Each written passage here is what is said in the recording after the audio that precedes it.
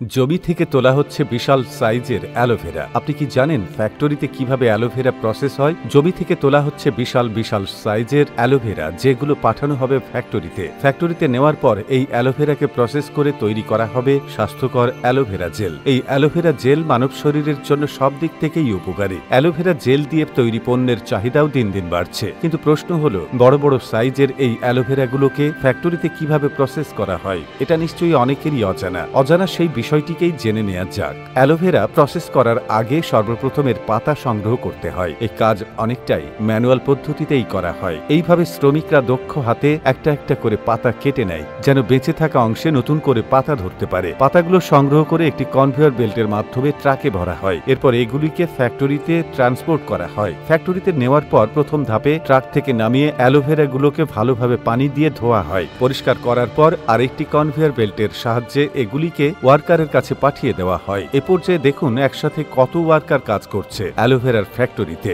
যেটা আপনি কল্পনাও করতে পারবেন না। সারি সারি অ্যালোভেরার পাতা থেকে তারা বাছাই করে খারাপ পাতাগুলিকে আলাদা করে নেয়। এ সময় অনেকের হাতের স্পর্শ লাগাই আবারও পাতাগুলোকে ভালোভাবে ধুয়ে নেওয়া হয়। এরপর সেই ওয়ার্কাররা ভালো পাতাগুলোকে ধারালো ছুরি দিয়ে উপরের খোসা কেটে নেয় এবং ভেতর থেকে অ্যালোভেরা জেল বের করে আনে। এই কাজটি করতে হয় অত্যন্ত দক্ষতার সাথে। তারপর জেলগুলোকে প্রেসার মেশিনের মাধ্যমে গলানো হয় এবং ব্লেন্ডারের মতো মেশিনে ব্লেন্ড করা হয়। এরপর সেগুলোকে প্রয়োজনীয় অ্যাক্টিভ ইনগ্রেডিয়েন্ট এবং ন্যাচারাল প্রিজারভেটিভ মিক্স করা হয়। মূলত এই উপাদানগুলোই জেলকে দীর্ঘদিন ফ্রেশ রাখে। সবশেষে জেলগুলোকে একসাথে ডেস্টিনেশন করা হয়। এই প্রক্রিয়ার মাধ্যমে অ্যালোভেরা জেলে থাকা রোগ জীবাণু দূর হয়। এরপর ফ্রেশারি জেল দিয়ে তৈরি হয় আলাদা আলাদা প্রোডাক্ট, যেমন শ্যাম্পু, স্যানিটাইজার, ফেস ওয়াশ সহ আরো অনেক কিছু। পাশাপাশি কৌটাতে ভরে ফ্রেশ জেল বাজারজাত করা হয়। এই অ্যালোভেরা জেল শরবত হিসেবেও খাওয়া হয়। ওজন কমাতে অ্যালোভেরা শরবত অনেক বেশি কার্যকরী। অ্যালোভেরার শরবতে অ্যান্টি ইনফ্ল্যামেটরি উপাদান শরীরে জমা থাকা মেদ দূর করে এবং কোনো পার্শ্ব প্রতিক্রিয়া ছাড়াই ওজন কমাতে সাহায্য করে। এছাড়া অ্যালোভেরা নানা ধরনের ভিটামিন ও খনিজের উৎস।